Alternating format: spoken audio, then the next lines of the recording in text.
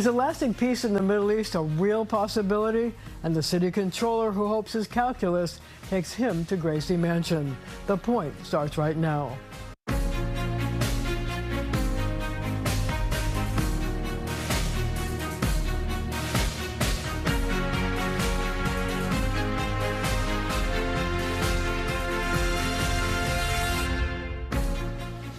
Ofir Akunis is the Israeli Consul General in New York. You know, we're taping this program at a time when hostages have been released, more hostages are going to be released. And I guess the question that a lot of people have, is this a ceasefire that can actually hold, or will things go back to normal once the first tranche of hostages, the 33, are released? First of all, we are so happy to see our people with their families in their homeland in Israel. We talked about it in our last meeting, that we want the hostage deal, and the other side don't want. I'm talking about Hamas. You have some pictures. I brought a picture. It's Agam Berger. Agam Berger, she kidnapped from a military base in Israel on October 7th, and she was the last to release. They released her friends, and she was the last to release. And she wrote during the flight from the military base to the hospital in Israel, "I kept the faith, and the faith kept me." This is very emotional. I want to say something to Agam. Agam, you're an Israeli hero. You're an idol. We all admire you. I'm getting the chills from you saying that. So tell me what it means to the people in Israel and to you as an Israeli that the hostages are finally coming home. It was very difficult. It was like, you know, under the Gaza Strip, it was like in the tunnels, most of them held actually in the tunnels that the Hamas digged in the Gaza Strip for the last 15 years. It's very difficult to hear the stories. You know that we met here in New York. Mia Shem. Mia released, and let's say it was the end of November 2023, and she talked about the cage. The cage. Actually, they kept her in a cage, in a tunnel. This is horrific. We can't, you know, you and I and our viewers, we are living in the year of 2025. You know, in New York, all around the Western world. It's hard to imagine. It's hard to imagine that human being like the Hamas terrorists can, you know, behave like this.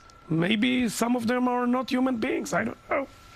So I wanted to ask you, apparently Omer Dosser, who's the spokesman for Bibi Netanyahu, did an interview with the Jerusalem Post where he said that the hostage deal wasn't a failure, but it came at a price for Israel. Can you talk about that? I will tell you, first of all, we are very happy to see them. It's very emotional. But I must be honest with you, it's very complicated. It's not so, you know, it's not an easy deal. The previous one, the first one, was much easier, because, and I will tell you the reason with your permission. We are seeing almost every day hundreds of terrorists. Actually, Israel released terrorists with blood on their hands. This is very difficult to a lot of Israelis' family, who those terrorists murdered their families, their relatives. So it's like a Solomon trial, you know, to choose between, you know, that's right. So one of the questions I think a lot of people have is this.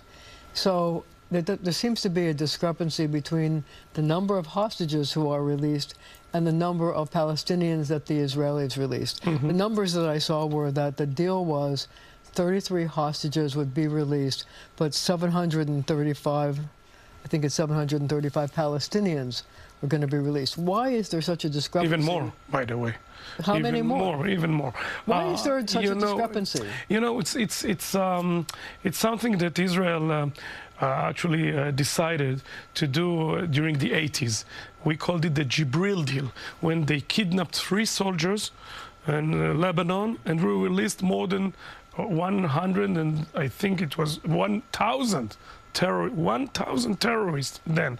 So that's actually it's a huge problem. I can understand your question and the idea that it's not equal, that it's not 1 and 1. But why isn't it 1 and 1? I mean, you would think that it should be equal. It must be equal. Why is Israel so much more generous in terms of... Israel is generous. We are a generous nation. We are a generous country, and we want them home. You know, and we are paying a high price for all these deals around. You know, all actually the years from the 80s, and that's the price that we must pay. I've always wondered... And we are paying it, by the way, Marcia. You know that there's really a debate in the Israeli society, even in between people who lost their relatives, their sons, during the last war. It's very difficult. But the nation decided, and by the way, supported by the government decision, to pay the price. So I've always wondered this. When you release all these hundreds of Palestinians back into the country, the people from Gaza, what prevents them from rejoining Hamas and participating in further terrorist acts against Israel? Nothing. That's the. I'm very honest. Is that a worry? I'm very honest with you. First of all, not all of them released to Judea, to Samaria, and some of them, unfortunately, even to East Jerusalem. So you asked about the price. And this is the price. The nation and the government, of course, must to decide if we want our hostages with their families, if we want them. And this is that it was very, very, very important to a lot of Israelis, actually most of them, and we are praying it, yeah. But if this is supposed to end the hostilities, and you're sending people back into Gaza that could take up arms again, what guarantee do you have that this peace, this ceasefire, will actually hold? Okay, so it's 2 different things. It's the current ceasefire and the future.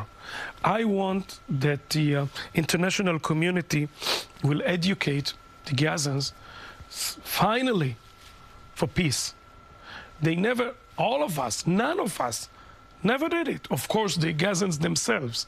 So we are seeking for peace. You know that I'll be very happy if during the next meeting between Prime Minister Netanyahu and President Donald Trump next Tuesday in Washington, they will talk, and I know that they will do it, about the Abraham Accords. We are for peace. We want peace. Israel wants peace. Well, we need the other side to want peace as well. And the Hamas don't want peace. And the PLO, they don't want peace. And our enemies... So we need to defend ourselves. So we are preparing ourselves all the time to the next clash with our enemies. This is the reality. I can be very naive. So I can sit here Iran and say... is helping to fund all these terrorist groups. No, the terrorist group, unfortunately, until the Ayatollahs in Iran, although they will be there will be terror in our region. The most important, I think, the biggest problem is the fact that the Ayatollahs are still there. They are actually supporting the Houthis in Yemen, Hezbollah, and Hamas as well, all of them. So I think that the most important thing will be that the Ayatollah regime will disappear from our world. This is the main problem. We only have about 30 seconds left in this section, but I wanted to ask you, Hamas leader Yahya Sinwar passed away, but his brother Mohammed has come back. Is there a worry that he's going to rejuvenate Hamas, even though there's a ceasefire? I will tell you something. Do you remember that you asked me about Sinwar, what we will do? And I quote the American, the American president and actually the Secretary of State then, Obama and Clinton, in their term, you caught bin Laden, you killed him, and you throw his body to the sea.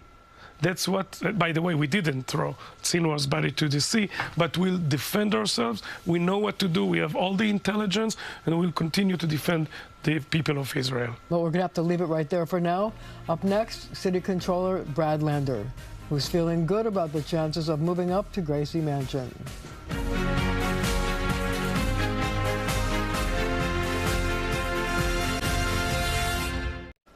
Brad Lander thinks it's time for new leadership at City Hall.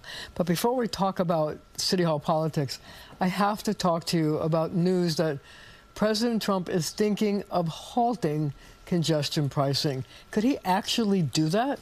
I don't know why President Trump wants us to have more traffic, dirtier air, and crappier subways. Congestion pricing, you can see it working, actually. Traffic is down. There's less congestion, the air is cleaner, and we've got $15 billion to make the subways better and safer. And the federal government did all the reviews it was supposed to do. So he can join New Jersey in going against it in court, but if they look on the merits, they'll say they did the environmental assessment, congestion pricing is working. And I guess I would say he likes a deal. This is a deal that's delivering for our subways. Let's let it play out.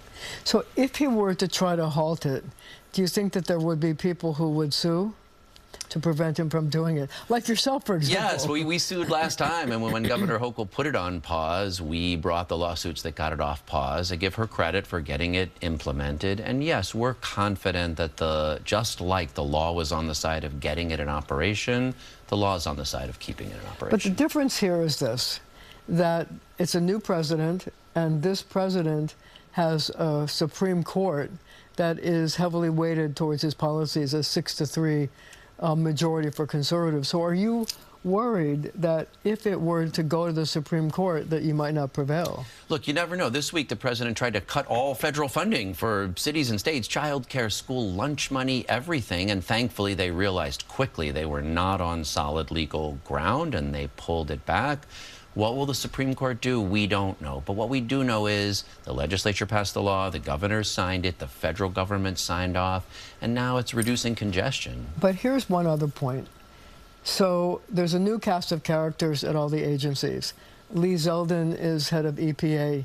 He ran against Kathy Hochul, complaining about congestion pricing. Mark Molinaro is in line to be head of the Federal Transportation Administration. So I'm sorry, the Federal Highway Administration. So those are two people who would have a role in congestion pricing. Both of them campaigned against congestion pricing. Yeah.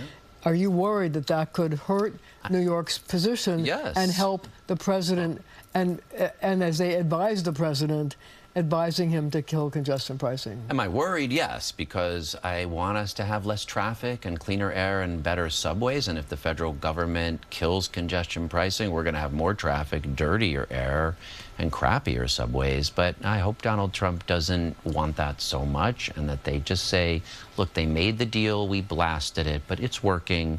Let's see how it plays out. But don't you think it's better? You know, the business community is 100% for congestion pricing. So don't you think that if business leaders were to talk to him, business leader to business leader, they might be able to convince him that it's good for the economy of New York? Look, that's what Kathy Wild said yesterday in the press, that there are business leaders talking to him and saying, you know, look, we know Molinaro and we know Zeldin. Okay, they're doing what they have to do politically. Folks in the suburbs, they don't like this that much. Okay, but take a look. You like a good deal. You can see traffic is down. You can see $15 billion to fix the subways we need. Just let it play out. So I hope that's what happens. So another thing that President Trump has discussed, the Justice Department is apparently negotiating to drop, or talking with the U.S. Attorney here, to drop the charges against Mayor Eric Adams. If they were to do that, how do you think that would affect the mayoral campaign, which you are heavily involved in? Yeah. Well, let's be clear. First, New Yorkers deserve to know whether their mayor sold them out to the Turkish government, right? That's what's alleged here, is that in exchange for illegal straw donor campaign contributions, he got upgrades on flights. And worse than that, we found when we did an investigation that the Turkish consulate's the only building that was given a temporary certificate of occupancy without a fire safety plan. So New Yorkers deserve to know if their mayor sold them out for illegal campaign contributions, and that's why the prosecution should move forward. But if the Trump administration dismisses it, I still think New Yorkers are going to say, this is a mayor who's selling us out every day, who's so desperate for a pardon, he won't even stand up when the president takes our lunch money. So, but here's the question I have. So if they drop the case and there's no charges, and he can go around and say, I'm innocent, there's no charges. Wait, does he then go to the Campaign Finance Board and say, free up the money, I should get matching funds? But you're not innocent if you plea for a pardon. This wouldn't be a pardon, this would be dismissing the case. The charges are being dropped. I don't think that anyone, I don't think the Campaign Finance Board will think that think he's innocent. I don't think New Yorkers will think he's innocent. I don't think he'll think he's innocent. So do you think that this is going to have an effect on the campaign, or just will continue the cloud that's over the mayor? Look, New Yorkers are fed up every day because the housing has cost a huge amount, and it takes longer than ever for the housing department even to get people in housing. And he promised child care, and he's cut $300 million from the child care budget. Homelessness and mental health on the subways worse than ever. New Yorkers were done with Eric Adams even before these corruption scandals, even before he started begging Donald Trump for a pardon. We need a safer city, a more affordable city, and a better mayor, and that's why I'm running. So here's another question. Speaking of the campaign, there's the person that everybody's worried about entering the race, Andrew Cuomo. Do you think he's going to run, and what effect will it have on your game plan? Look, I'm running because I think New Yorkers want someone with a demonstrated track record of leadership and management on the issues they care about. My whole career on affordable housing, on safer neighborhoods, on better schools.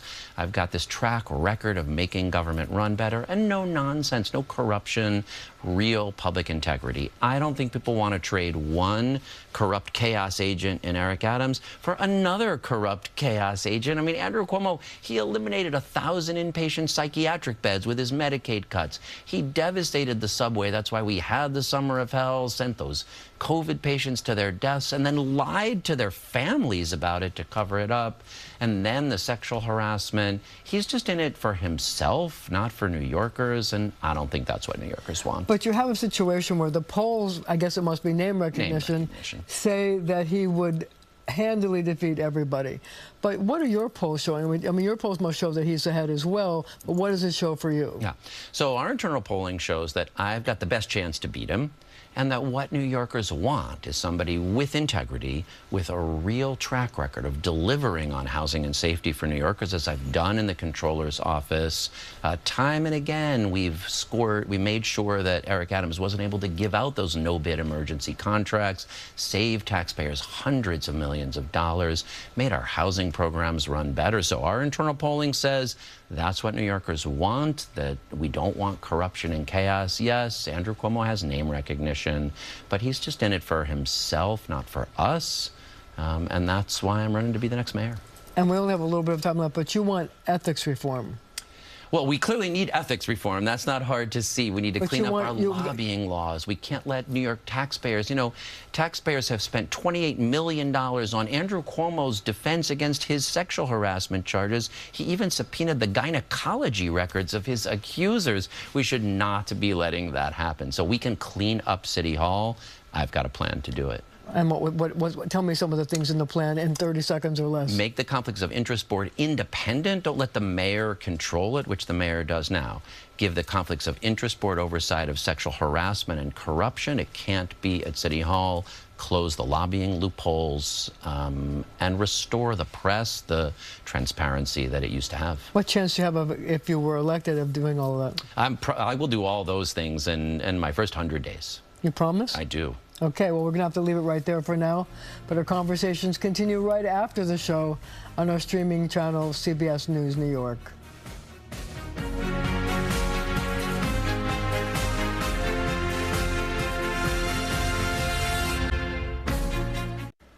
Thank you for joining me. After the devastating fires on the West Coast, it's natural for us to wonder if we're ready to cope if a natural disaster happened here. New Yorkers are worried, and they're weighing in on your point. Do you think our area is prepared for a natural disaster? Oh, no. No. Probably not. No, definitely not. Somewhat. Well, I moved here 2 days after 9/11, and I survived the pandemic, so I would say yes. I think it's always a possibility that it's not as equipped as it needs to be, just by the nature of the way the city is built, but I feel that it's went through enough to maybe withstand something and be repaired shortly after. That's really an interesting question. I was thinking about, did they follow through on all the things after Sandy?